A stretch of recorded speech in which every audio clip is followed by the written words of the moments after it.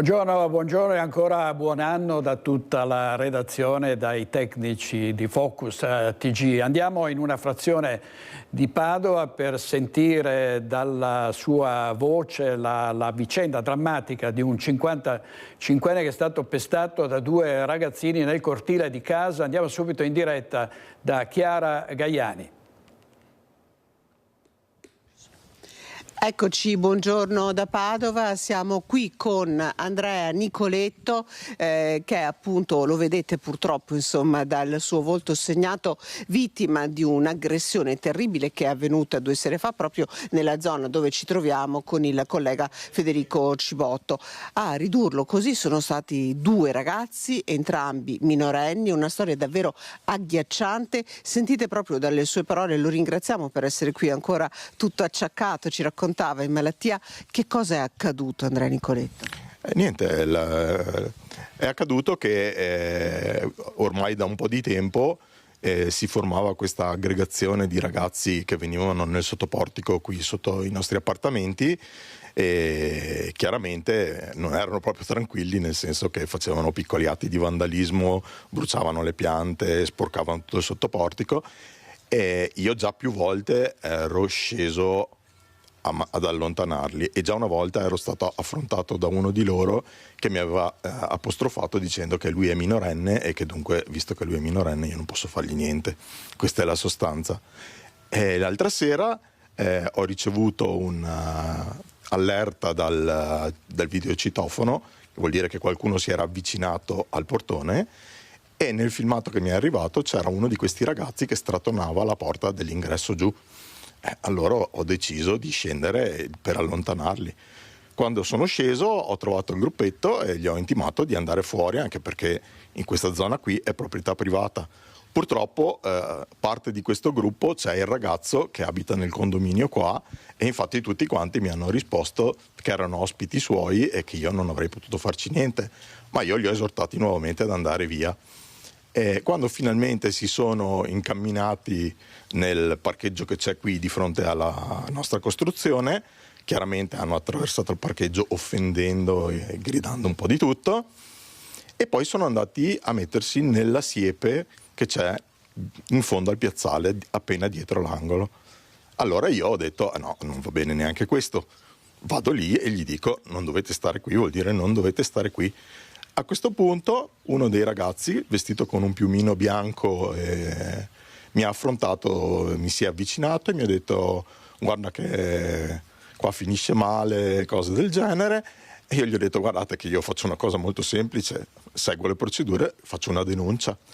Quando ho detto la parola denuncia è scoppiata la reazione. Questo mi ha detto no, tu non denunci nessuno, prova, e mi è venuto contro dandomi di petto contro petto.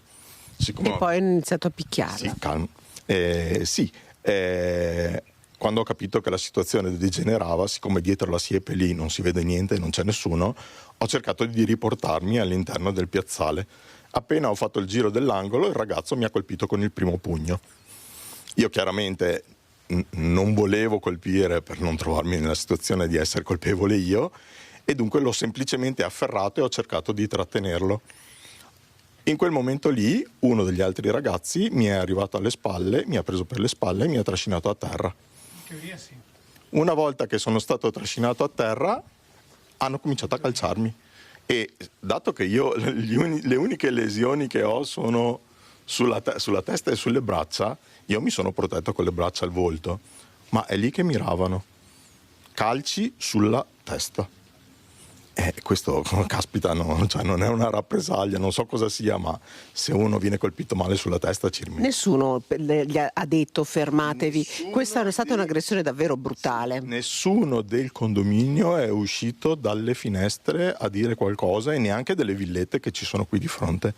A un certo punto mia moglie ha sentito i rumori, è venuta fuori dal balcone e ha gridato ho chiamato i carabinieri, stanno arrivando, e loro hanno lasciato la presa e sono andati via. Nel frattempo l'avevano colpita ripetutamente alla testa, vediamo l'occhio tumefatto, lei è dovuto ricorrere al pronto soccorso. Mi hanno fatto la tacca, mi hanno fatto le radiografie perché sospettavano che un dito fosse rotto però poi alla fine insomma non ci sono lesioni particolarmente gravi, la TAC è pulita e dunque devo solo riprendermi da questa cosa. Certo che fisicamente ok, ci si riprende, ma psicologicamente è un colpo notevole. È un colpo notevole perché ci si trova impotenti a casa propria. E questa è la cosa che fa veramente, cioè nel senso che uno dice ok, se vado in un posto a rischio della città eccetera, devo tenere un certo tipo di attenzione, anche se non è giusto, ma quando sono a casa mia, sono a casa mia.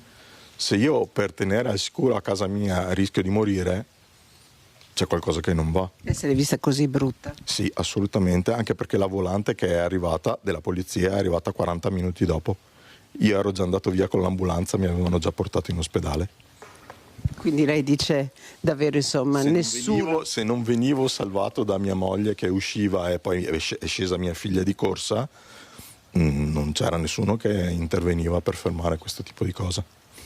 Ha ricevuto un messaggio di scuse dal genitore di uno di questi ragazzi? Sì, ho ricevuto un messaggio in cui praticamente questo genitore dice che suo figlio ha capito che ha fatto una cosa grave, che loro prenderanno tutte le possibili precauzioni perché queste cose non succedano più, eccetera, però io francamente sì, posso prenderlo come un primo cenno di una cosa, di un loro gesto nei miei confronti, però in realtà il fatto che ha provocato questa cosa è il fatto che abbiano ospitato questo gruppo di ragazzi in maniera impropria qui a livello di condominio, perché certo, se loro non avessero un pregresso. Lei ha presentato denuncia su questo? Sì, assolutamente, ho presentato denuncia. In realtà quello che era atteso era che la polizia dovesse venire in pronto soccorso a raccogliere la denuncia.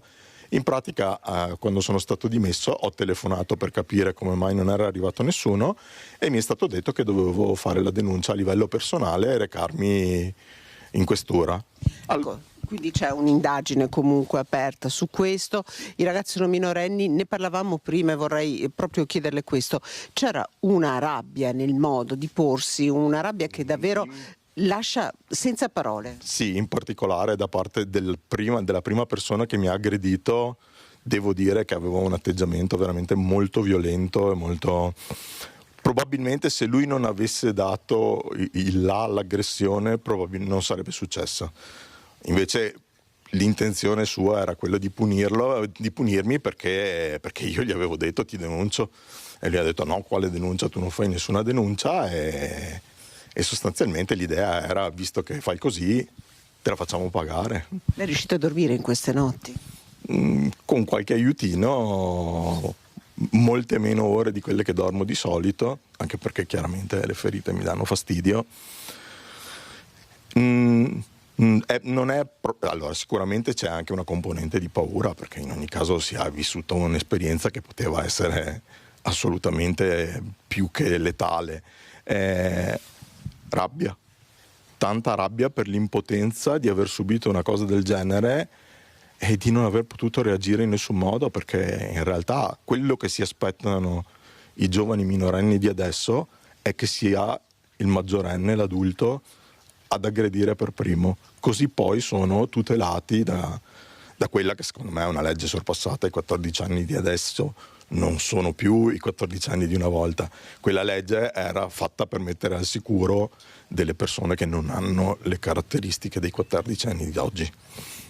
Allora, ecco, io non so, ci sono stati dei problemi, non so se per caso, ok, tutto a posto, mi dicono scusate, io davvero allora ringrazio Andrea Nicoletto per questa testimonianza terribile, sconvolgente, che si inserisce tra l'altro all'interno di tutta una serie di episodi di violenza che hanno visto coinvolti dei giovanissimi nella città di Padova, ma non solo a Padova. Ancora grazie allora Andrea Nicoletto, ringrazio Federico Cibotto per la collaborazione tecnica. tecnica. La linea da Padova può tornare allo studio. Grazie molte a Chiara Gaiani, a Federico Cibotto e soprattutto ad Andrea Nicoletto, a cui va tutta la nostra solidarietà e complimenti per il coraggio, perché tante vittime di queste aggressioni poi non se la sentono di comparire, di esporsi perché temono altre ritorsioni.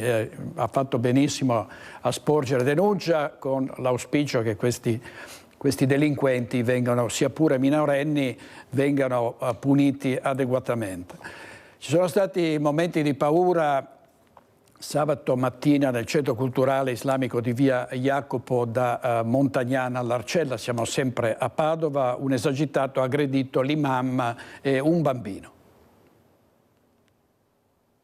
L'imam non lo ascolta e chiede di rimandare il colloquio dopo la preghiera. È bastato questo a far scattare la violenza al Centro Culturale Islamico Bangladesh Cultural Center di via Jacopo da Montagnana all'Arcella. Sabato mattina alle 6, poco prima dell'inizio della preghiera islamica del mattino, un ragazzo tunisino era entrato nel centro culturale. Dopo aver aspettato la fine della funzione religiosa e aver ricevuto una nuova richiesta di attesa, il 25enne ha afferrato il collo dell'imam e lo ha stretto forte. Solo l'intervento di altri partecipanti alla preghiera ha evitato il peggio, riportando la situazione alla calma, solo per poco, perché il tunisino, ancora in stato di agitazione, ha preso poi di mira un bambino presente alla cerimonia religiosa, tentando nuovamente di afferrarlo per il collo. Ancora una volta l'intervento dei presenti ha fermato la violenza. Alcuni hanno così avvertito la polizia, che è giunta sul posto ed è riuscita a bloccare il 25enne, che ancora molto agitato continuava a farneticare frasi sconnesse. È stato necessario anche l'intervento dei medici. Una volta identificato, si è scoperto che il 25enne tunisino era entrato irregolarmente in Italia nel 2022 e dal 2023 era destinatario di un provvedimento di espulsione per 5 anni dal territorio nazionale emesso dal prefetto di Padova. Il giovane aveva anche precedenti per droga, minacce, violenza privata e resistenza pubblico ufficiale. Il questore ha disposto il trasferimento al CPR di Roma. Adesso andiamo in diretta a Tricesimo in Friuli Venezia Giulia per la tragedia durante una vacanza in Egitto di una famiglia. È morto un bambino. Tutti i particolari dal nostro inviato Omar Costantini. A te Omar. Sì, grazie direttore per la linea. Siamo proprio all'interno del Palazzo Municipale di Tricesimo, dove nella tarda serata di ieri è giunta questa tragica notizia, la morte del piccolo Mattia Cossettini, che si trovava in vacanza con i genitori in Egitto. Chiaramente, signor Sindaco, la comunità si è subito stretta intorno alla famiglia appena presa la tragica notizia. Sì, senza dubbio, ecco, non tanti erano a conoscenza del fatto ieri sera, pur essendosi diffusa la notizia proprio quando l'associazione Proloco di Laipacco, alla quale, diciamo così, il papà di Mattia, il signor Marco, partecipava attivamente, si stava apprestando ad accendere il Pignarul Grande di Tricesimo, e c'è stata molta costernazione, tutti rimasti attoniti, grande solidarietà nei confronti della famiglia e partecipazione al loro dolore per questo fatto, diciamo così, che per certi versi incomprensibile e per certi altri poco accettabile, ecco, insomma, da una comunità che ha visto crescere il ragazzo nella loro realtà locale e anche conoscere bene i genitori. Ecco, ricordiamo che la famiglia era dal 2016 residente qui a Tricesimo, nella frazione di Laipacco, ma subito si sono integrati nella comunità. Sì, il papà Marco e anche la mamma hanno aderito da subito, diciamo così, alle iniziative, all'attività che la Proloco locale promuove annualmente. Sono tante attività, soprattutto anche in rappresentanza del borgo dove loro abitavano, cioè un complesso edilizio che comprende una dozzina di appartamenti. Proprio Marco era il rappresentante all'interno di questa realtà locale, lui era stato protagonista attivo assieme ad altri anche della festa di Babbo Natale proprio pochi giorni prima che la famiglia partisse per questa vacanza, diciamo così, per l'Egitto. Ecco, per concludere, signor Sindaco, come amministrazione comunale vi state già adoperando per dare un supporto non solo morale alla famiglia? Ma sì, cercheremo. Adesso i tempi di rientro della salma non saranno brevissimi, diciamo così, si parla di una decina di giorni, se non di 2 settimane. Certo è che i rappresentanti delle associazioni locali, soprattutto quelli della Proloco di Laipaco, ma anche della parrocchia, delle famiglie che diciamo così, hanno ragazzi dell'età di Mattia, ecco, saranno protagonisti attivi, ecco, di un saluto, di un ultimo saluto al bambino, insomma, che partecipato, sentito, sofferto, ecco, proprio per la tragicità del fatto, insomma, che è accaduto in terra lontana e che non ha potuto, diciamo così, salvare il giovanissimo. Grazie al sindaco Giorgio Baiuti di Tricesimo. Ripasso la linea al direttore per la prosecuzione della trasmissione. Grazie a te Omar Costantini. Adesso un'altra tragedia familiare, purtroppo un ventenne di Trieste morto in A4 mentre era alla guida, una morte improvvisa davanti agli occhi dei suoi familiari. Luca aveva una maniera del tutto particolare di vivere il basking, la vita e il gruppo, una maniera molto simpatica, divertente e giocosa. La sua battuta, il suo motto, oserei dire, che usava spesso con noi e anche con gli altri gruppi di cui faceva parte, che bello essere qui. Questo esemplifica un po' la sua maniera di vivere e quello che poi ci ha donato e che ci resterà.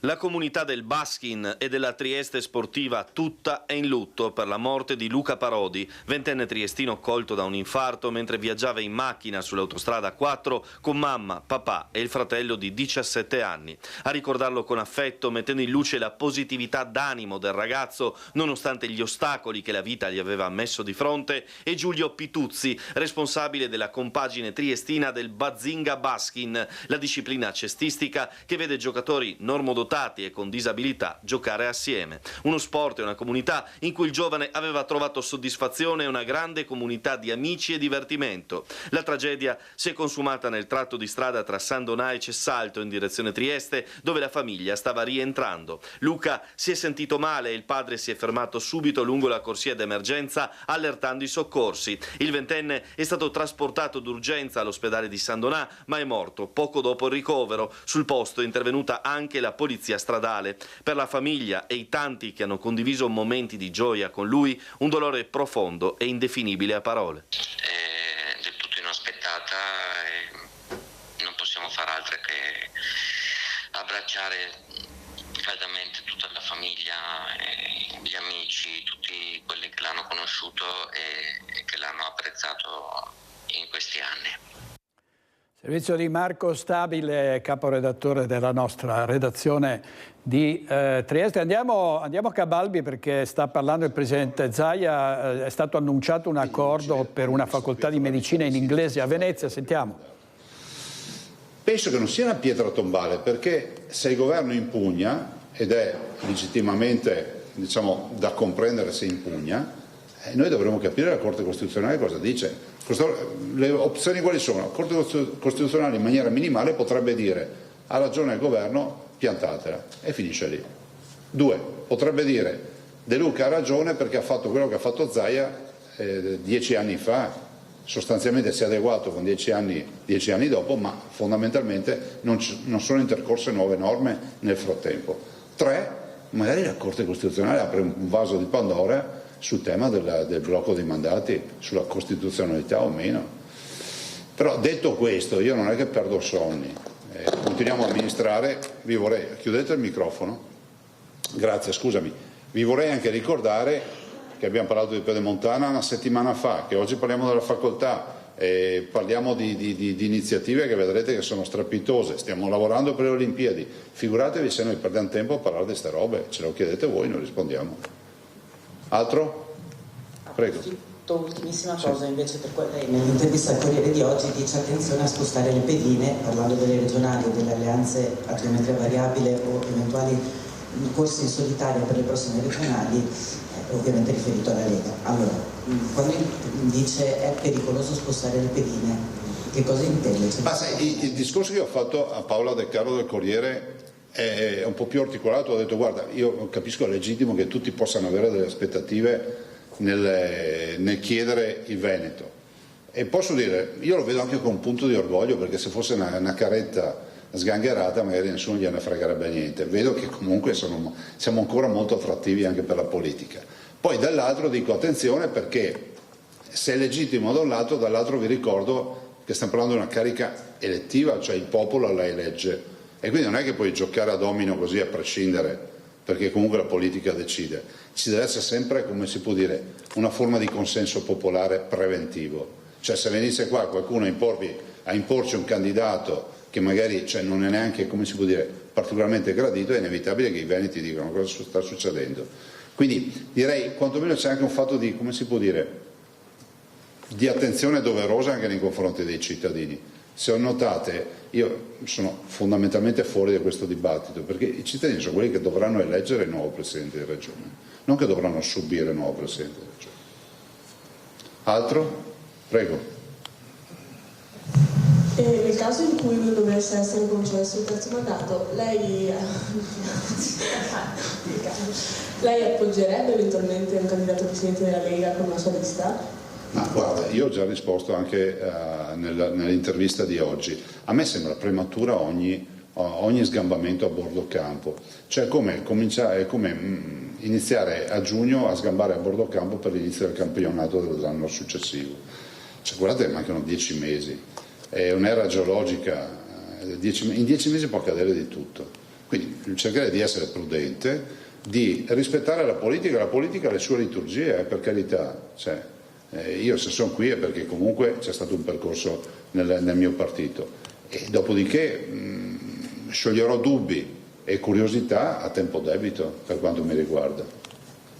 Posso fare un'altra domanda di sanità? Prego. Tariffe nazionali, perché il Veneto paga tanto di più rispetto alla media? Ma non è proprio così, l'assessore Lanzarin può spiegare. Prego. Lei è un esperto di queste robe? No, non è che sono un esperto. No, sicuramente sì. Allora torniamo in diretta, era in diretta ovviamente la dichiarazione del Presidente Luca Zaia, avete sentito, ha parlato del terzo mandato e delle tensioni, il confronto molto duro tra Fratelli d'Italia e la Lega in vista delle prossime regionali. Tra l'altro si sta discutendo se le regionali saranno a fine di questo anno oppure nella primavera del 2026. Ma adesso andiamo a Bassano del Grappa, ancora sul tema della sicurezza, che una volta Bassano del Grappa era una bomboniera, era difficile che da Bassano del Grappa arrivassero notizie di cronaca nera. Oggi c'è un problema di sicurezza. Andiamo subito da Mirko Cavallina. A te, Mirko.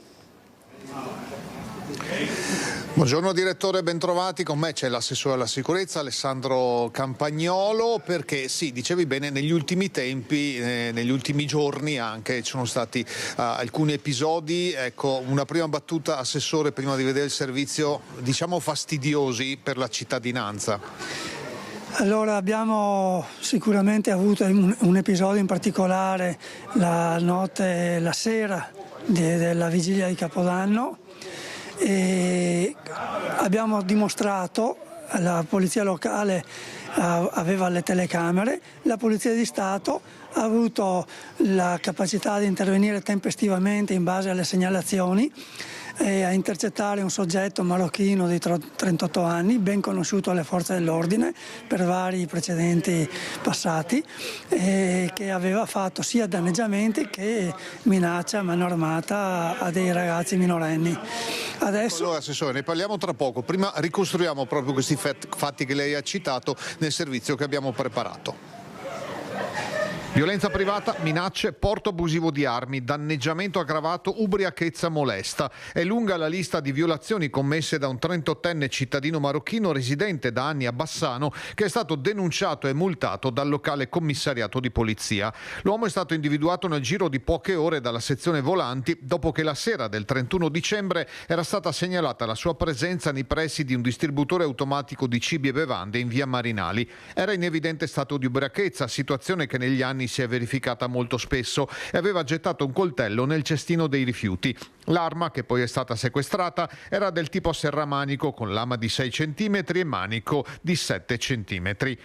In base alle testimonianze raccolte dai poliziotti, il 38enne aveva poco prima importunato alcune ragazze nella vicina piazza Garibaldi e molto probabilmente aveva danneggiato il citofono di un'abitazione, come è stato verificato grazie alle immagini fornite dalla polizia locale di una telecamera di videosorveglianza attiva nella zona. Successivamente lo stesso marocchino aveva minacciato altri ragazzi brandendo il coltello. Non essendoci i tempi previsti dalla legge per applicare la flagranza del reato, all'uomo è arrivata solo una denuncia in stato di libertà, ma la preoccupazione è forte dato che si tratta di una persona presente nel Bassanese ormai da 16 anni e spesso protagonista di molestie e vari reati, compresi furti, rapine, lesioni, resistenza, violenza e minacce a pubblici ufficiali e ubriachezza molesta. Appena 4 giorni prima di Capodanno aveva infastidito altre persone alla mensa San Francesco, ricevendo anche in quel caso una denuncia. Ora è in stato di libertà, ma i timori che possa tornare a delinquere sono molto forti. Timori molto forti, quindi assessore, linea dura. Linea dura, grande collaborazione tra forze dell'ordine, come si è dimostrato in questo episodio specifico. La Polizia di Stato è intervenuta tempestivamente, la Polizia locale ha dato tutta la propria disponibilità con gli incroci delle telecamere e si è dimostrato che si arriva al risultato concreto immediatamente. Quindi cosa voglio dire? Copertura al territorio nel modo più assoluto e sinergia tra le forze dell'ordine per arrivare ai risultati certi. E questo dunque è l'annuncio, l'onda dunque dei festeggiamenti fuori e sopra le righe di Capodanno sta ancora arrivando anche dopo l'Epifania. Ringrazio l'assessore Campagnolo, Renzo Rigon alla parte tecnica, a te direttore. Grazie molte a Mirko Cavallini e a Renzo Rigon per la parte tecnica. Andiamo avanti con la violenza, questa volta ai danni del personale sanitario. Ci sono aggressioni a medici ed infermieri e questo è uno dei problemi di cui si è occupato il sindacato degli infermieri, cioè il Nursind, che ha lanciato comunque un allarme sulla carenza di infermieri nelle 2 USL vicentine, ne mancano 300. A Vicenza il sindacato Nursind traccia il bilancio del 2024 sull'attività. Si sa che è un problema soprattutto la carenza del personale, come il segretario Andrea Gregori. Buongiorno. Buongiorno. Ecco, importante perché i numeri parlano di una situazione difficile, soprattutto dal punto di vista dell'organico. A Vicenza l'ospedale? Sì, da noi mancano almeno fra i 180 e i 200 infermieri per dar seguito a quella che è la riforma del territorio, che non è più rinviabile sia per il PNRR ma sia perché gli ospedali stanno implodendo, perché c'è una grossa mancanza di filtro, per cui molti ricoveri da fare e poi c'è difficoltà di mettere. Chi resta dentro al contenitore dell'ospedale si trova in situazioni veramente pesanti in cui lavorare, quindi la professione ha un problema sia retributivo che organizzativo che sta facendo scappare i professionisti dagli ospedali. Lo sappiamo anche, di solito sono anche discorsi che riguardano gli esami, i concorsi, anche questo c'è la difficoltà, come si presentano ai giovani è ancora una professione che interessa, si parlava di contratto ma non basta solo il contratto, vero? No, non basta il contratto perché i giovani cercano, a differenza della nostra generazione, e giustamente la qualità di vita che è offerta ampiamente in altri paesi europei. Allora questo era il Nursind e grazie a Daniele Garbin e a Simone Squarcini. Andiamo però a Venezia in diretta ancora perché i giornalisti stanno intervistando il presidente Zaia. L'Italia da Ciriani in giù in qualche modo sembra molto motivato, sembrano molto motivati a volere il presidente del Veneto. Ma guardi, a me fa piacere sapere che la mia regione è ambita, vuol dire che l'abbiamo amministrata bene. E dall'altro penso che sia umano che tutte le forze politiche si candidino. Prima c'era Forza Italia, adesso c'è anche Fratelli d'Italia e quindi c'è sicuramente molta attenzione. Dopodiché bisognerà arrivare al D-Day, alla data fatidica per capire quale sarà la vera soluzione. Lei parlava anche di rispetto dei cittadini, perché insomma il candidato che scende dall'alto non possa essere condiviso, nonostante espressione magari di una centrodestra che qui sembra appunto insomma il suo risultato. Ma guardi, io l'ho detto in misura L'ho detto relativamente a una domanda che mi è stata fatta, nel senso che sono convinto di una cosa, che è ovvio che il candidato dovrà uscire da una decisione, dal tavolo della politica, quello che sarà, però un minimo diciamo di precondivisione con il popolo veneto ci vuole, perché i veneti non sono mai stati abituati a farsi calare dall'alto i candidati e quindi penso che questo sia fondamentale, avere quantomeno un minimo di rispetto anche nei confronti della popolazione, che è doveroso come rispetto. Case popolari, il Veneto First, prima i Veneti, il Tribunale di Padova che ha bloccato gli anni di residenza, lei che intenzioni ha? Che ricordiamo. L'istituto del ricorso è un istituto democratico, noi crediamo nella democrazia e andiamo avanti, nel senso che non è un modo per ghettizzare qualcuno, ma io penso che prima il Veneto significhi prima il nostro cittadino veneto che magari è qui da generazioni, ma anche prima il nostro cittadino veneto che viene da fuori, che non è veneto ma che ha deciso di vivere qui. Prima il Veneto significa comunque inclusività, ma è innegabile che davanti a questi cittadini, a parità di condizioni, prima vengano loro piuttosto di qualcuno che ha deciso solo semplicemente di fare il giro del palo in Veneto e poi non sappiamo che progetto di vita avrà in quale parte del mondo peraltro.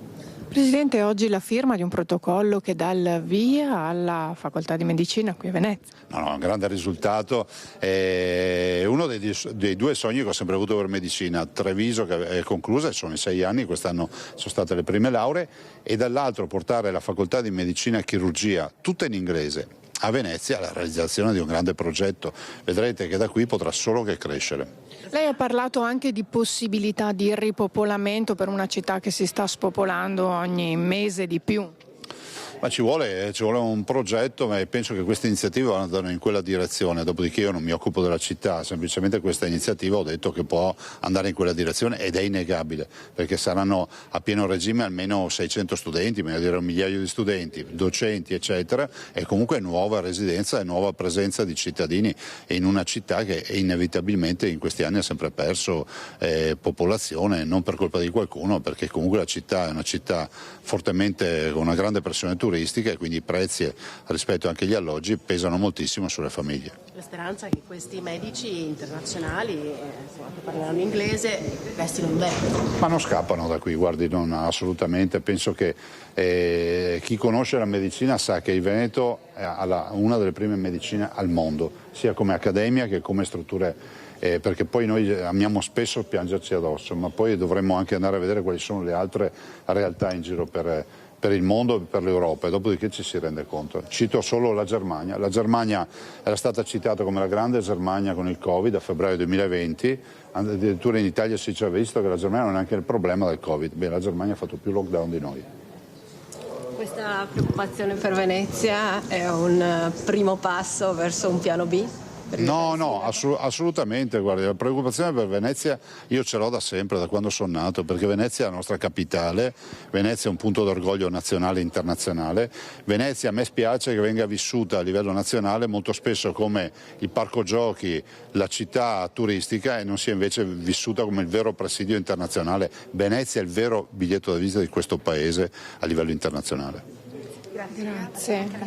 Sì, adesso facciamo un passaggio. Bene, grazie Ilaria Marchiori in diretta da Cabalbi, ha intervistato insieme agli altri giornalisti Luca Zaia, grazie a Sandro Ponchio per la parte tecnica. Come avete sentito il Presidente è tornato nuovamente domande sul terzo mandato, sui rapporti della Lega con Fratelli d'Italia in vista delle elezioni regionali. Sentiamo cosa ha detto Luca De Carlo, il senatore, coordinatore di Fratelli d'Italia in Veneto, circa la posizione della Lega ribadita da Alberto Stefani, da Roberto Marcato, dallo stesso Zaia, sul fatto che la Lega non intende rinunciare alla guida della regione.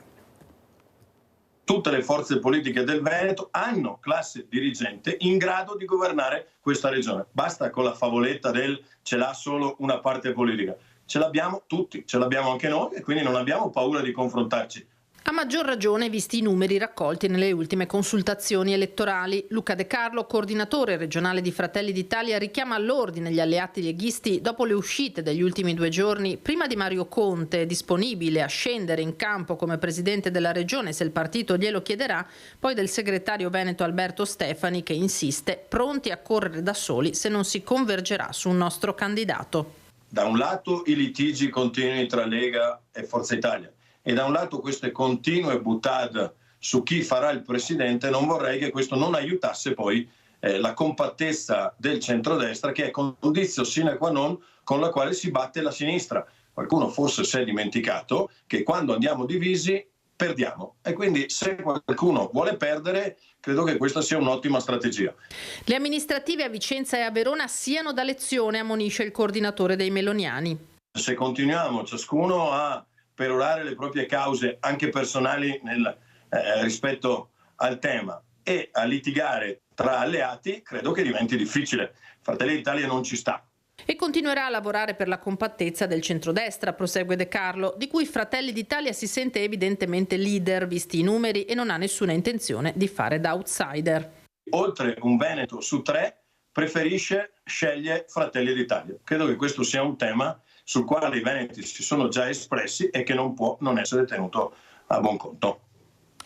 E su questo confronto, posizione molto intransigente della Lega che non le manda a dire, stiamo al servizio di Nicola Zanetti.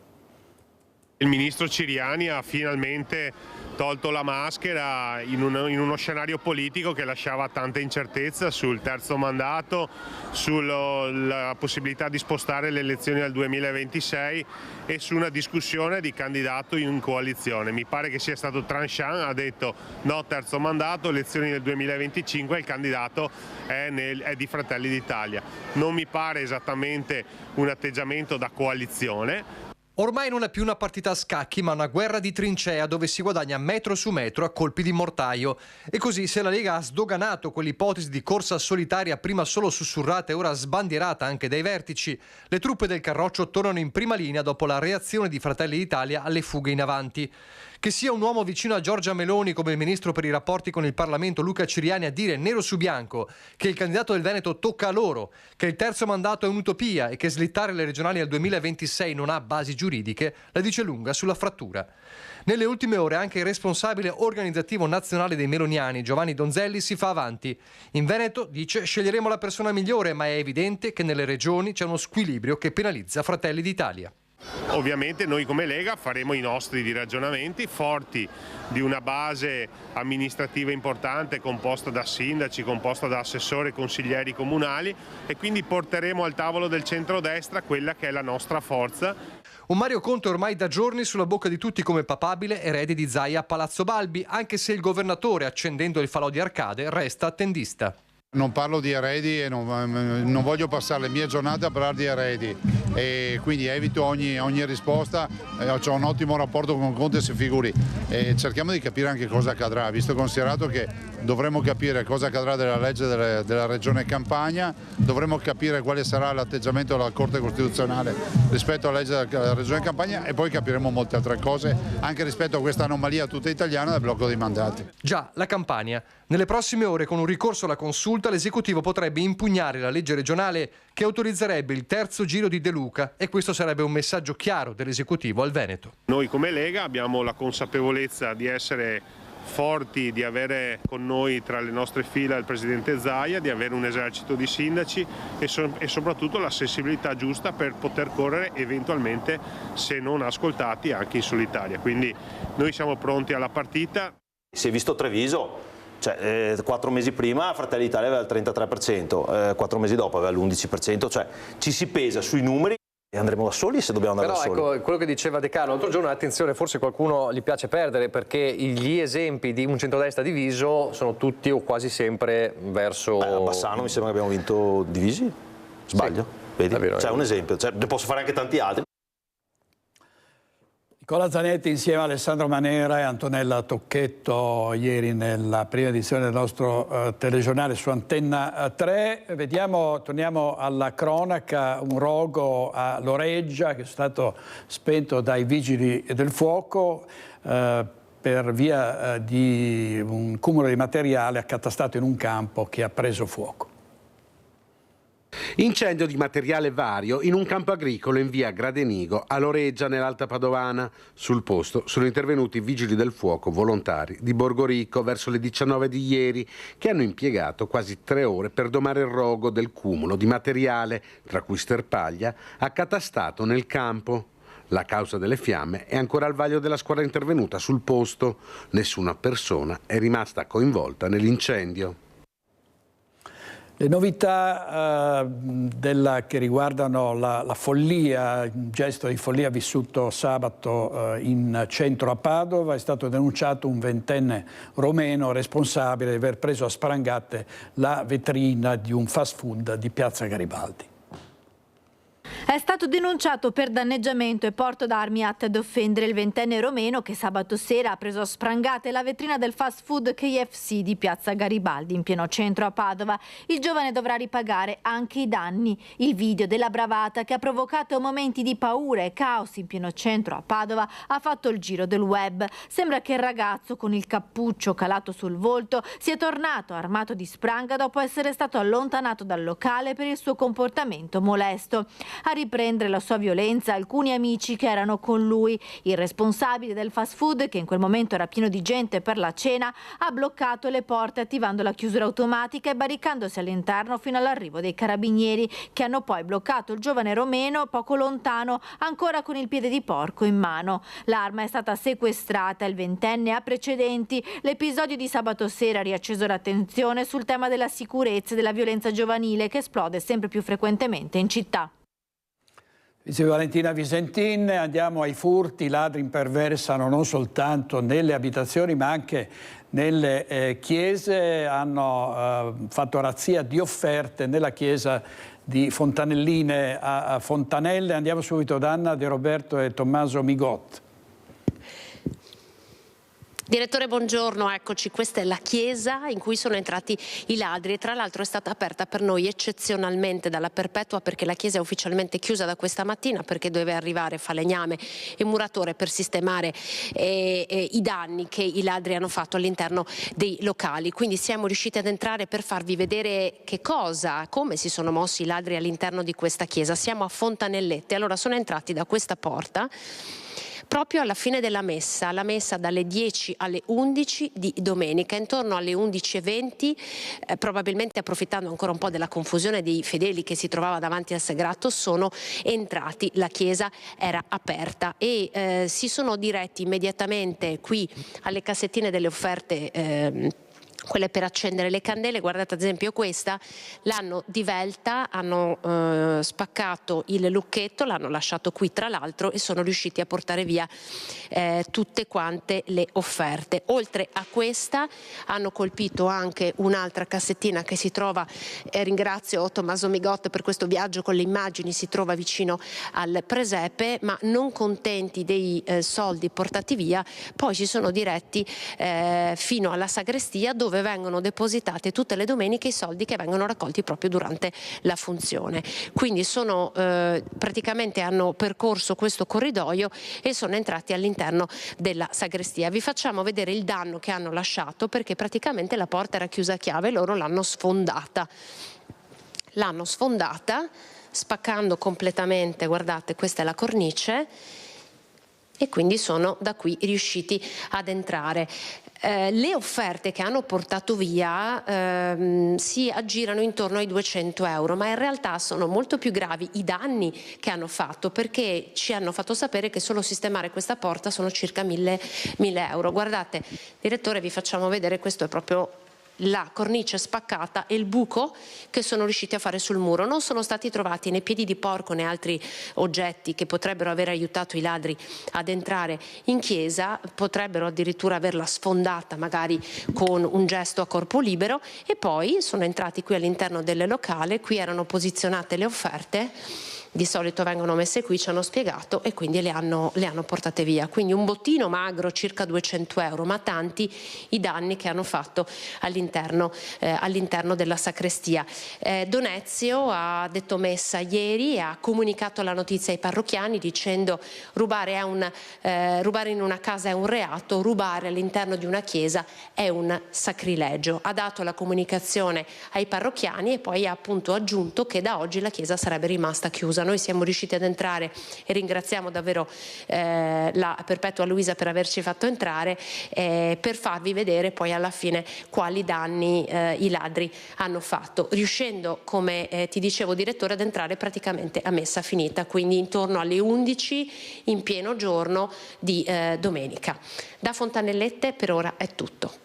Grazie molte ad Anna De Roberto, a Tommaso Migot da Fontanellette, e andiamo avanti con la questione dei migranti. L'ex caserma Serena deve essere svuotata e possibilmente chiusa, è quanto ha detto a gran voce il sindaco di Treviso Mario Conte, e intanto si attende il vertice in prefettura per valutare le zone rosse della città.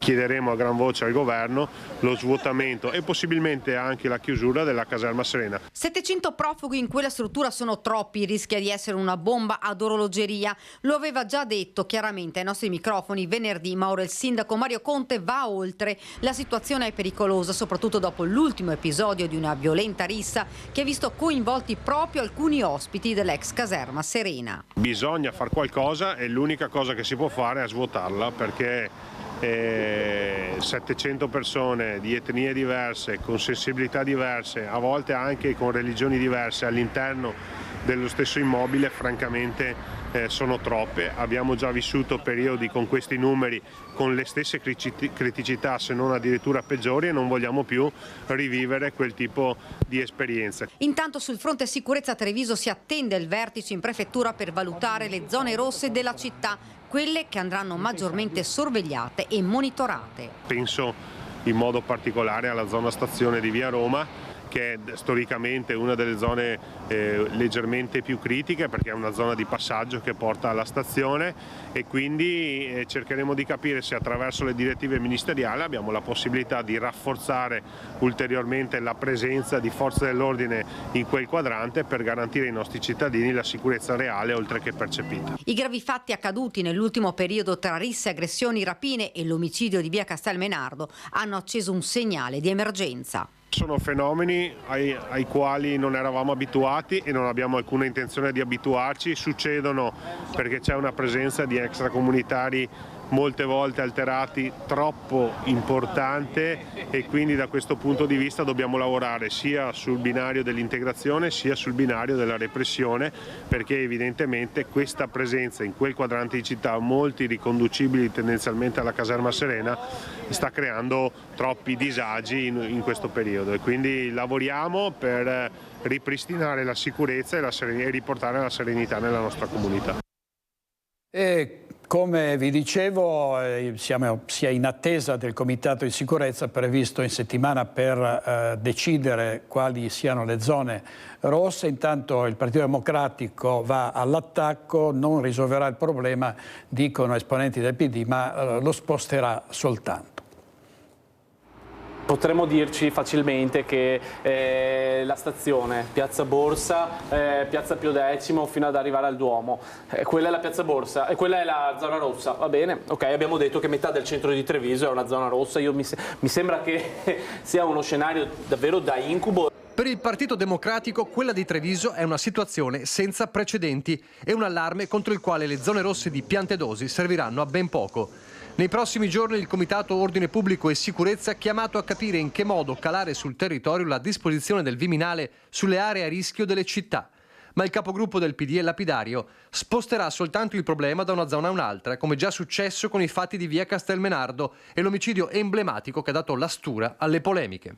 Chi ha governato la città in tutti questi ultimi 10 anni ammette serenamente che la città è fuori controllo. Ecco, no, nessuno ammette che c'è fuori controllo. Quando tu dici che metà del centro storico è una zona rossa... Io non l'ho detto, lo stai dicendo te, io ho detto la stazione. Io ho detto la stazione. Ok, quindi secondo te Piazza Borsa tu non ci faresti un presidio fisso in Piazza Borsa? Allora, la gente che arriva in Piazza Borsa, da dove arriva la gente che va a Piazza Borsa, fatalità vicino a Via Roma,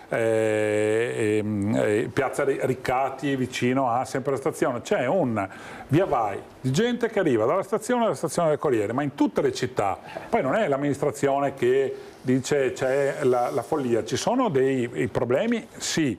Io personalmente partirei dalla stazione e utilizzerei anche l'uso delle regole, aumenterei l'uso delle regole a livello nazionale, insomma, perché uno che sbaglia deve pagare. È inutile che continuiamo a dirci facciamo presidi fissi, perché se io uno spacciatore lo prendo oggi e il pomeriggio è già fuori, a posto siamo. Pugno duro e tolleranza zero, la ricetta di Casugana e la promessa del sottosegretario all'interno Molteni, una task force di 100 agenti in più per Treviso, va in questa direzione. C'è bisogno di un pugno di ferro contro fenomeni obiettivamente che negli ultimi anni stanno accelerando un grado di violenza giovanile che è fuori controllo. Ben venga che Piantedosi abbia dato anche l'ok, insomma, e mi pare di aver capito anche che verrà in città, insomma, perché probabilmente il fenomeno è sentito. Questo provvedimento, per quanto buono, per quanto utile, perché sicuramente avere una maggior presenza delle forze dell'ordine, che ringrazio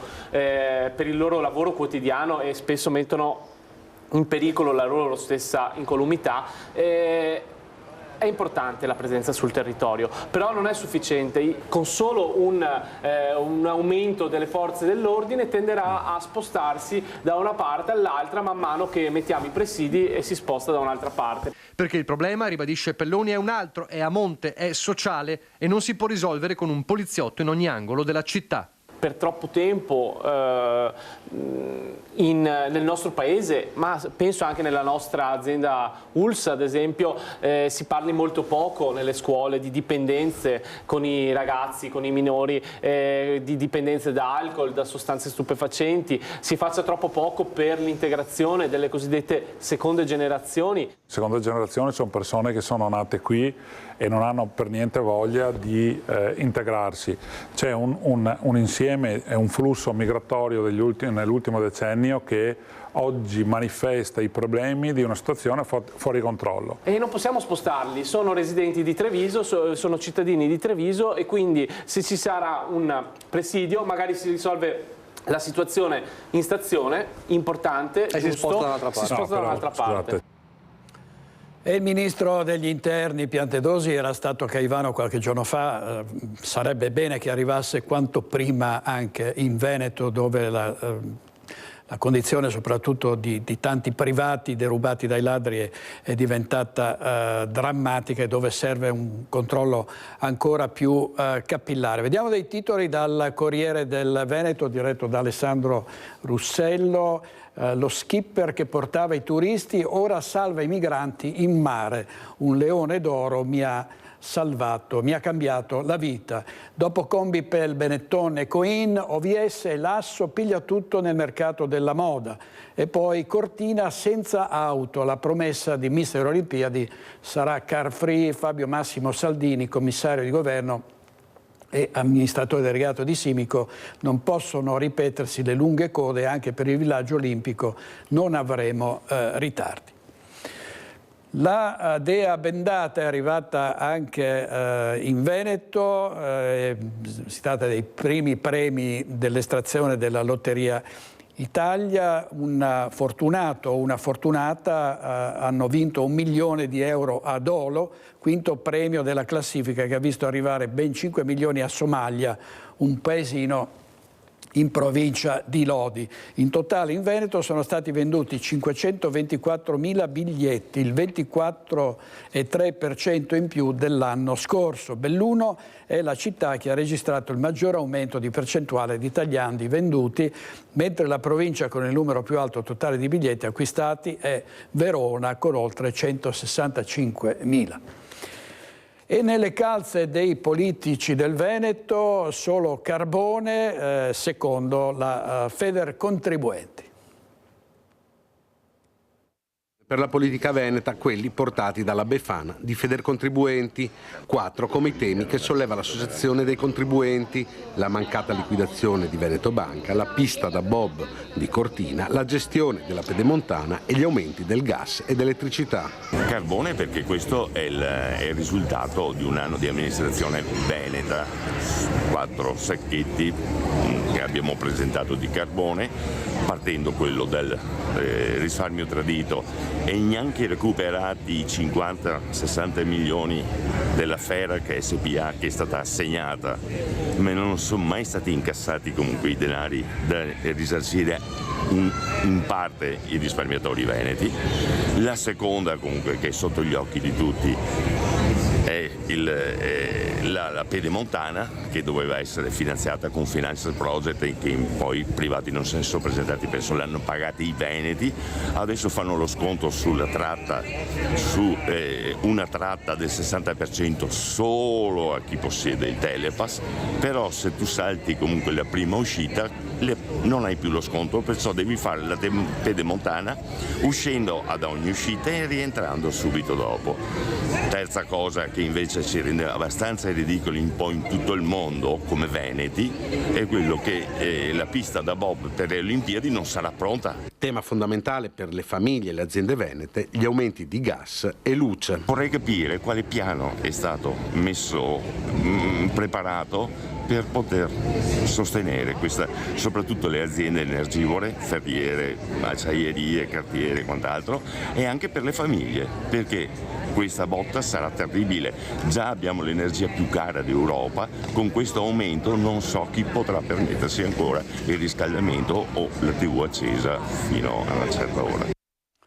Allora, sentite questa, no? Ci sono i cani che purtroppo anche in questo Capodanno sono scappati di casa per i botti, ma la novità è che ci sono truffatori che contattano i proprietari dei cani fuggiti cercando di spillare loro del denaro senza ovviamente far ritrovare l'animale. Questa è la parte più cinica della frutta. Con le feste accade anche questo e a lanciare l'allarme è stato ancora una volta furti in corso.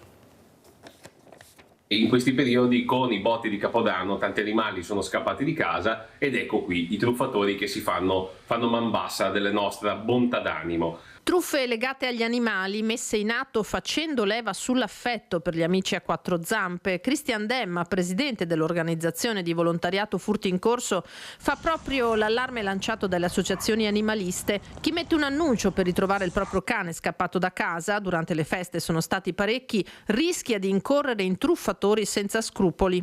Ovviamente vi chiama con un numero, perché magari avete messo un cartello fuori per i comuni con il vostro numero di telefono con la foto del cane smarrito, e vi chiama da un numero sconosciuto una persona che si spaccia per un funzionario della protezione civile. Vi, tra virgolette, con molte buone maniere vi dice che c'è una multa molto alta da pagare di 4.000, 3.000 e passa euro, e ovviamente per la voglia di riabbracciare il nostro caro amico di famiglia animaletto non facciamo altro che cadere nelle grinfie di questa persona che si presenta molto bene. Ovvio che questa è una truffa e può essere sia in questa versione e sia anche nell'altra versione, che ovviamente con la presa appuntamento all'esterno di casa lasciate l'abitazione vuota e loro in questo momento sanno esattamente dove sono. In Italia le truffe di questo genere andate a segno sono già parecchie. Attenzione quindi a non cadere in tranelli di questo tipo, presi dall'ansia di ritrovare il proprio animale da compagnia.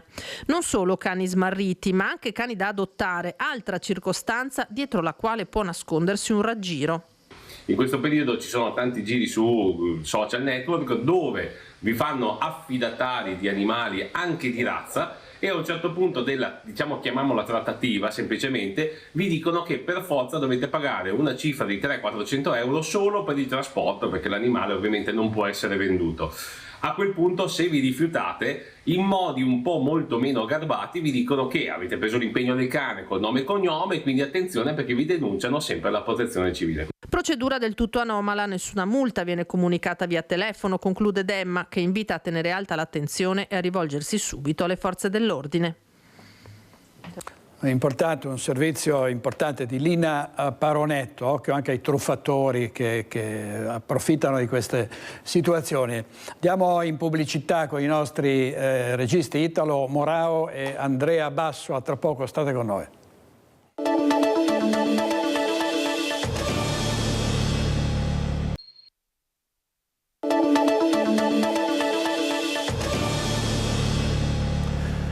Di nuovo con Focus TG in diretta, tanti collegamenti da tutte le nostre province. Vediamo adesso il titolo della tribuna, l'apertura della tribuna di Treviso, morta dopo l'intervento estetico al seno, un farmaco dietro al decesso.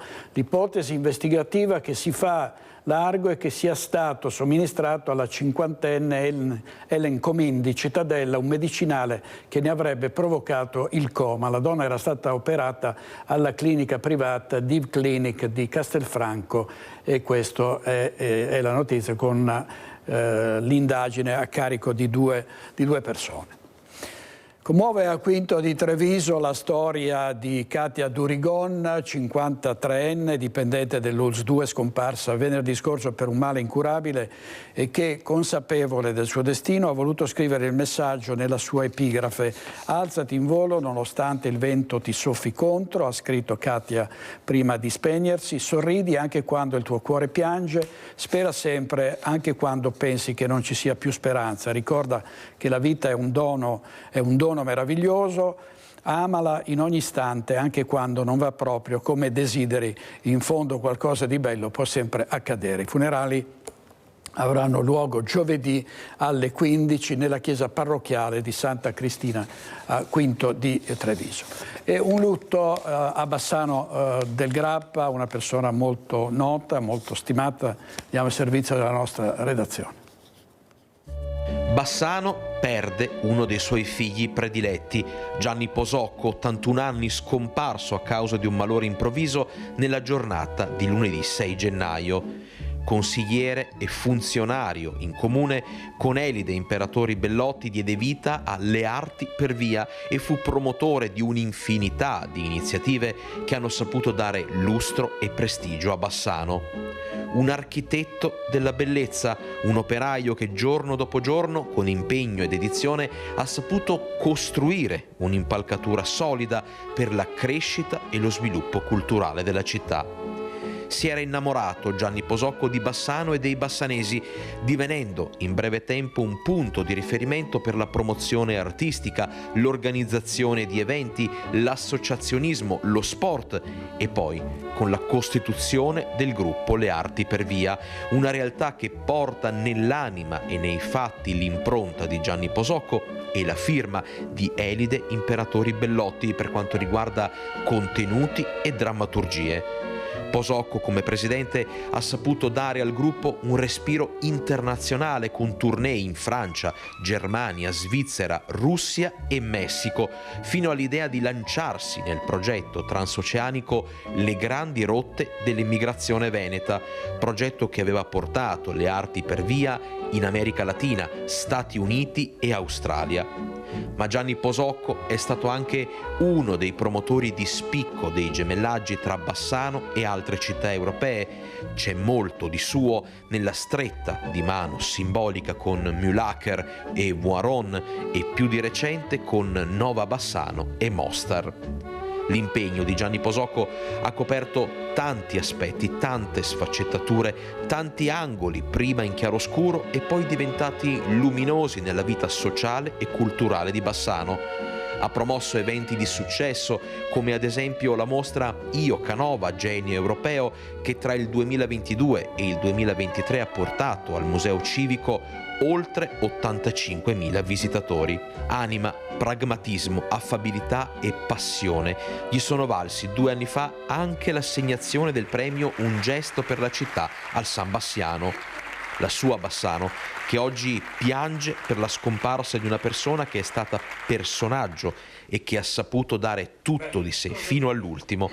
Alla notizia della sua morte, la comunità intera si è stretta attorno alla moglie Laura e ai figli Michele e Simone, con centinaia di messaggi, di chiamate, di post sui social. Un atto d'amore che non sarà l'ultimo, perché il ricordo di Gianni Posocco è destinato a durare nel tempo e nei cuori. Servizio di Alex Giuliano su un grande protagonista della cultura bassanese. C'è stato un lutto a Roncade per la morte del barone Vincenzo Ciani Bassetti, scomparso a 77 anni, storico imprenditore vinicolo. A lui si deve l'apertura al pubblico del castello di Roncade.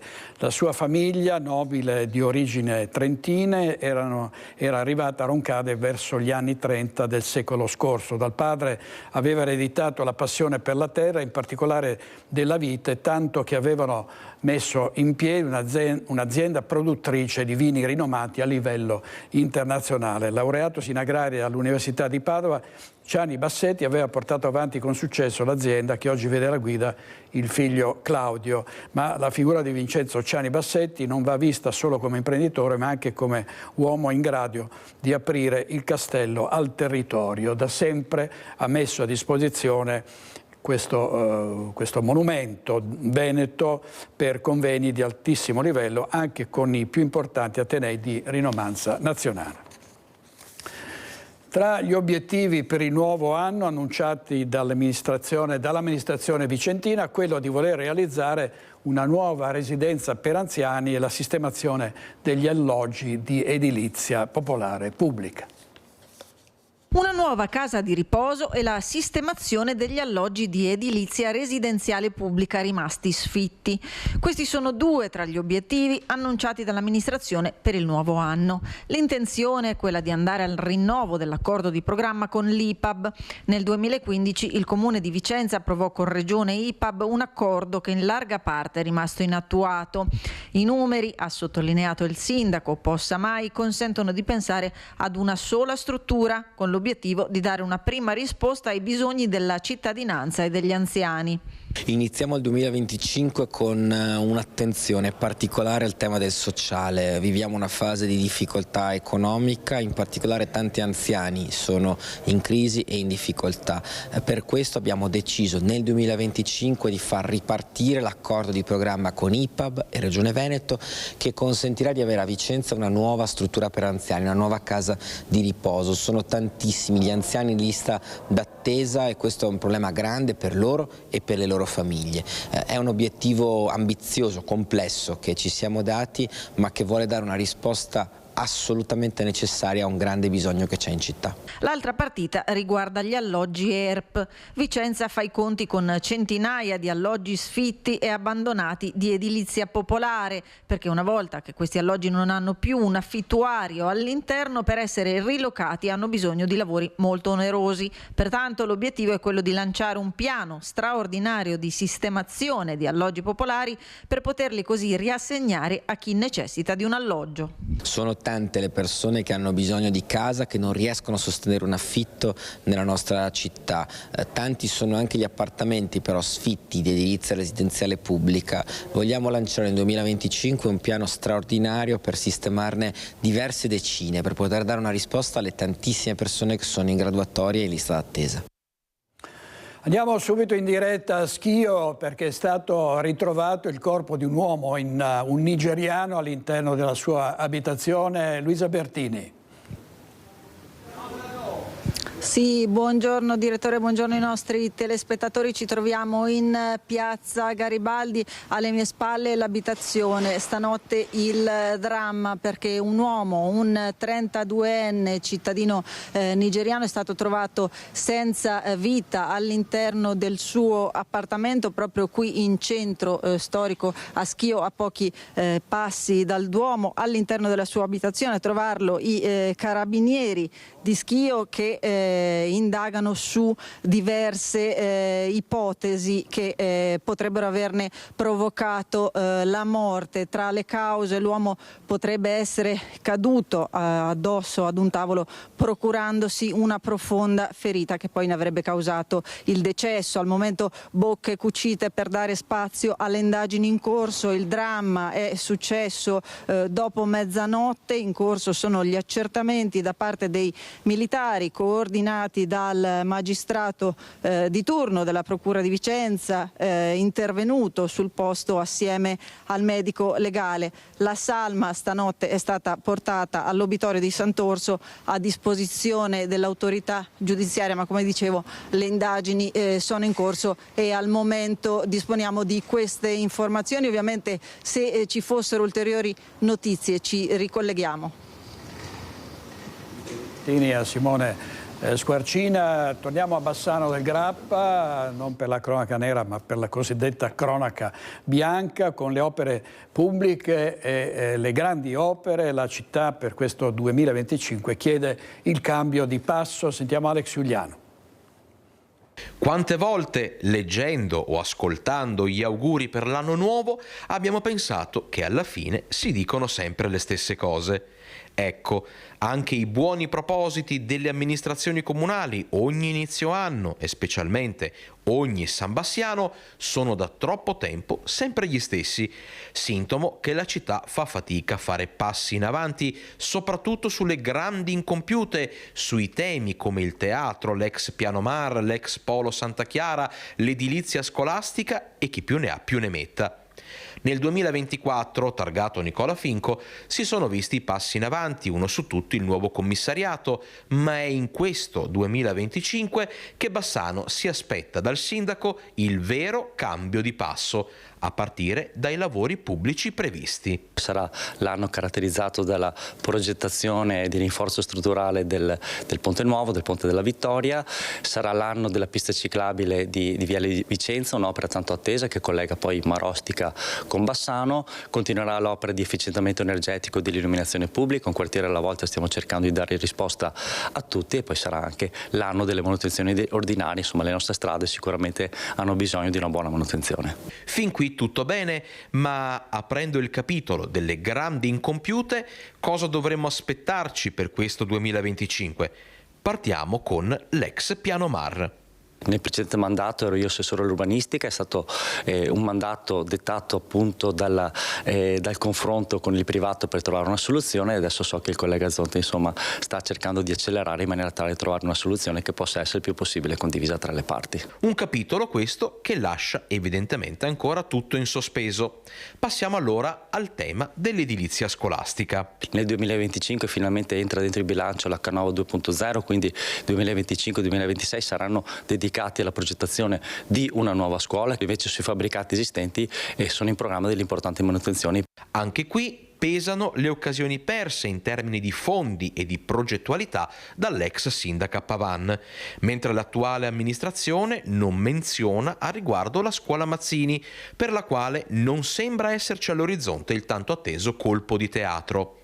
Ma a proposito di teatro, dietro al sipario degli uffici di via Matteotti si sta muovendo qualcosa? Come ha detto il sindaco, deve essere il mandato che in qualche maniera definisce quella che è la strategia per il teatro. Qui forse la città si aspetta di più, soprattutto quello che il 77% dei bassanesi chiede, ricordandoci l'esito delle ultime elezioni, è di invertire la tendenza rispetto ai 5 anni targati Elena Pavan.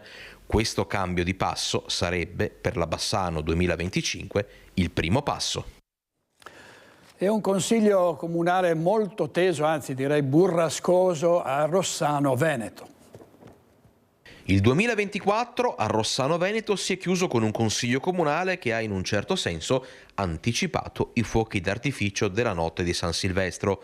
Ad accenderli è stata l'ex sindaca Morena Martini, che insieme a quella che adesso è l'opposizione ha sparato sul cielo della nuova piazza di Rossano un fuoco tutt'altro che amico nei confronti dell'amministrazione. Innanzitutto il Consiglio Comunale lo abbiamo chiesto noi per parlare della piazza in modo diffuso e anche per dare la versione di quello che noi abbiamo vissuto. È stata una sequela continua di addossare le colpe alla sottoscritta. Forse il sindaco si è dimenticato che da 1 anno e mezzo il sindaco è lui ed è lui il responsabile in toto di quello che succede in comune. Gli ho ricordato che ogni sindaco ha la responsabilità di quello che fa e di quello che fanno gli assessori, e che quando ho dovuto prendermi le colpe per dei lavori non fatti dei miei assessori me le sono assunte in prima persona. So che abbiamo fatto le cose come dovevano essere fatte, e se ci sono stati dei ritardi nella comunicazione con la parrocchia, questi ritardi non sono dovuti e non sono da attribuire a Morena Martini, che era stata allontanata dal tavolo delle trattative sin da subito. Siamo convinti che se nelle trattative fra parrocchia e comune, trattative portate avanti a Marco Zonta, ci fosse stata l'umiltà di dialogare anche fra le due componenti, maggioranza e gli affari economici piuttosto che il Consiglio pastorale, le soluzioni sarebbero già arrivate e i lavori sarebbero finiti. Il voto finale è riservato all'attuale sindaco Marco Zonta, a cui Morena Martini non risparmia forti critiche. Ha fatto capire chiaramente a tutti i rossanesi che lui è arrivato a essere sindaco senza aver mai letto o essersi mai informato su quello che veniva portato in giunta e in consiglio comunale. Così Morena Martini, poi se vorrà replicare Marco Zonta, sindaco di Rossano Veneto, è libero di farlo. Andiamo adesso sull'altopiano perché 8 milioni di italiani ieri sono rientrati dalle ferie e tantissimi italiani, non solo, perché c'erano tanti stranieri, in altopiano ad Asiago, in tutti i 7 comuni per le vacanze. Già dalla giornata del 26 dicembre sono iniziati gli arrivi, che sono aumentati in modo graduale nei giorni successivi fino appunto a riempire le nostre piazze e la nostra intera città. Vacanze natalizie da incorniciare per la città di Asiago, in questi giorni letteralmente invasa dai turisti sia in centro che sui campi da sci. Nel nostro impianto sportivo del Caberlaba ci sono ben oltre 40 centimetri di neve che hanno permesso appunto ai nostri turisti, ai nostri cittadini di sciare per tutto il periodo invernale, ma non solo, perché gli impianti del golf sono stati anch'essi battuti perfettamente, quindi anche chi vuole praticare fondo ha potuto farlo. Ecco, e qui in centro insomma le casette, i mercatini che hanno riscosso enorme successo. Assolutamente. I mercatini hanno aperto già nel weekend del 9 dicembre e poi in modo continuativo tutti i giorni dal Ponte dell'Immacolata e hanno riscosso grande successo proprio perché sono composti da 30 casette che si dilungano tra la piazza Carli e la piazza Secondo Risorgimento e quest'anno per la prima volta abbiamo 4 nuovi espositori che sono tutti artigiani e lavorano qui sul posto poi gli articoli che vanno a vendere. Un'offerta in più, un'offerta ulteriore ai turisti che ancora una volta hanno scelto Asiago come meta. Sì, un'offerta appunto di svago questa che però si collega alle offerte culturali o di intrattenimento che sono state appunto proposte per tutto il periodo invernale, come la nostra nuova mostra presso il Museo Le Carceri sulla storia della street art mondiale dagli anni 60 fino ad oggi. Abbiamo fatto il punto proprio con albergatori, esercenti, commercianti e anch'essi hanno appunto affermato il grande flusso turistico che si è verificato durante queste vacanze invernali. E ora si attende il 6 gennaio. Ci saranno qui in centro le Befane che daranno i dolcetti ai bambini. Anche gli abitanti di Venezia sono diventati souvenir per i turisti e la polemica presa di posizione di uno degli ultimi mascarer veneziani. Vediamo. La città è diventata un aeroporto, una situazione che coinvolge esclusivamente il turismo e non si fanno delle politiche per chi ci abita in questa città. Non cerchiamo aiuti, cerchiamo considerazione per poterla abitare, per poterla rigenerare e poterla fare vivere. In questi anni in molti hanno manifestato in piazza per chiedere un futuro per gli abitanti di Venezia. Gualtiero Dall'Osto lo fa a modo suo, col linguaggio che conosce meglio. Da anni porta avanti la sua attività di mascarer, osservando una città che cambia. E allora la Vera da Pozzo di Campo Sant'Aponal può diventare la base di un carillon. Come un carillon nel senso di souvenir, nel senso che ormai siamo un ricordo di noi stessi, ci siamo svenduti come identità, come abitanti, non abitiamo più la nostra città, il nostro luogo, per cui non abbiamo più un'identità. Un'immagine della città è stata divisa in tanti piccoli pezzi distribuiti casualmente, turisti che abitano zone del mondo diverse, che per ricostruire il puzzle dovrebbero rincontrarsi e collaborare per rimettere insieme Venezia frammento dopo frammento. L'idea della performance è proprio quella di rappresentare un abitante che non ha più identità e che viene disperso come un ricordo, come un souvenir, come un carillon. Venezia non si perde, perché Venezia architettonicamente resta Venezia. Chi si perde è chi la abita, i suoi abitanti, che in qualche modo però sono il sangue che ci circola dentro, che dovrebbe circolare dentro, per poter permettere un collegamento alla città stessa e un'identità alla città stessa. Gualtiero Dall'Osto, che è il re dei mascarer veneziani, ha realizzato anche per noi delle maschere splendide di giornalisti, in questo caso Vittorio Feltri, Bruno Vespa, insomma, Maurizio Costanzo, sono degli oggetti d'arte, insomma, sono veramente delle opere d'arte. Allora vediamo invece la proposta di realizzare al Lido di Venezia un polo cinematografico di livello internazionale. Sentiamo. Credo che il profitto generato dall'industria turistica possa essere reinvestito in progetti che vadano oltre la monocultura turistica, creando opportunità concrete per giovani, per i suoi residenti, diversificando l'economia locale. L'idea di fondare in una delle tante aree disponibili del comune un polo di produzione cinematografica era già presente nel decalogo per il rilancio della città che Venezia.com presentò nel 2020.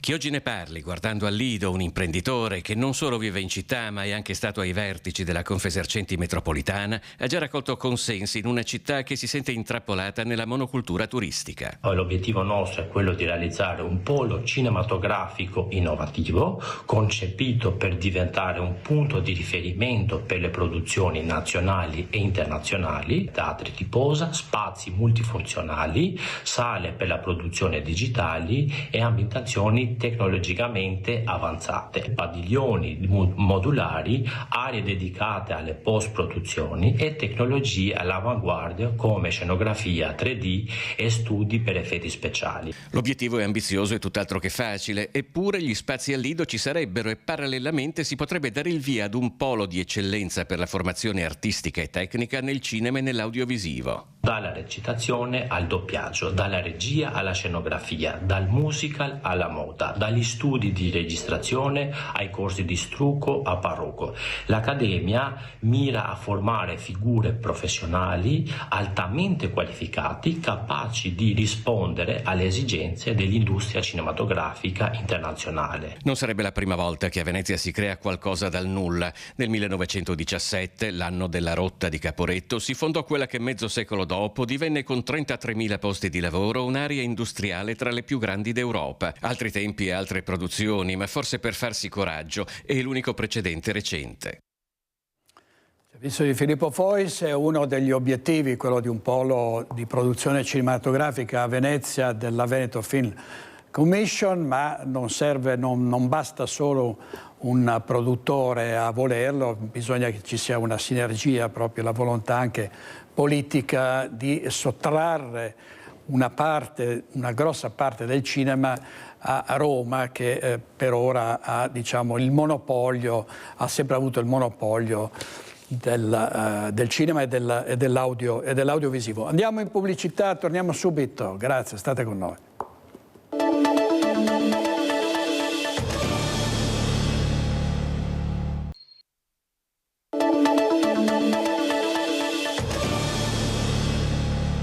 Un particolare regalo per le feste natalizie è arrivato in questi giorni ad un'associazione che si occupa di disabilità a Castelfranco, un contributo per 3 anni per permettere a 2 persone con disabilità di poter iniziare un percorso di vita che possa renderli indipendenti dalla famiglia.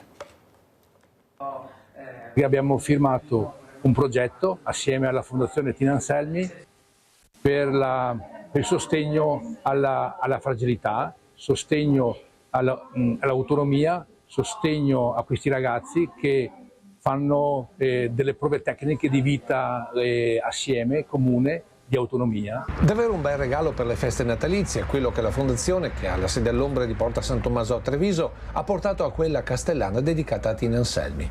6.000 euro all'anno per 3 anni e per 2 progetti di vita all'anno, grazie ai quali alcune persone fragili potranno sperimentare dei percorsi mirati all'abitare indipendente, all'inclusione scolastica, lavorativa, sportiva e ricreativa, costruiti su misura grazie all'equipe di professionisti della Fondazione Tina Anselmi. Un segno di condivisione di valori e di prossimità, e speriamo che sia l'inizio davvero di un grande percorso insieme all'interno di questo futuro di accompagnamento personalizzato ai progetti di vita di tutti, che sono progetti di inclusione e di qualità. Le aspettative di vita per persone fragili sono aumentate considerevolmente negli ultimi anni e il 50% delle persone con disabilità gravi può contare solo su genitori per la cura e l'assistenza. Tuttavia, sempre più persone con handicap sopravvivono ai loro familiari, mentre i servizi per chi ha problemi di salute mentale sono molto frammentati. Ecco che grazie a questo finanziamento, ma anche ad un appartamento messo a disposizione alla Fondazione Anselmi, ogni anno 2 persone con disabilità potranno dimostrare non solo a Castelfranco ma a tutta la Marca che grazie alla solidarietà senza confini un futuro indipendente è possibile anche per loro. Servizio di Lucio Zanato, c'è stata una befana ecologica ed è quella volata nei cieli di Padova per la gioia di grandi e piccini, una festa grande in Prato della Valle grazie ai Vigili del Fuoco per i bambini ricoverati nel reparto di pediatria. Grazie ai Vigili del Fuoco è stata una befana speciale. Vediamo. Mentre i roghi della Vece illuminavano le notti di molti paesi della provincia, Padova città ha scelto di vivere questa festa all'insegna della tutela dell'ambiente e della qualità dell'aria. In Prato della Valle, protagonista assoluta la marionetta extra large, un burattino di 7 metri d'altezza, realizzato con materiale di riciclo e mosso dai Vigili del Fuoco. La star di un pomeriggio all'insegna dell'allegria tra befane e trampoliere sui pattini o in bici che hanno distribuito 3.600 calzette piene di leccornie.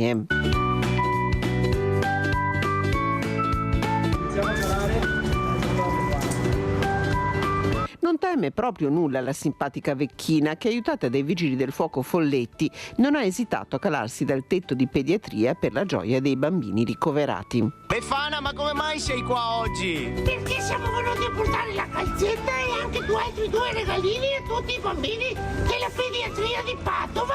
Elmetto da pompiere in testa e scopa di saggina di ordinanza, la vecchia signora ha distribuito calze e regali accolta da grandi sorrisi e applausi.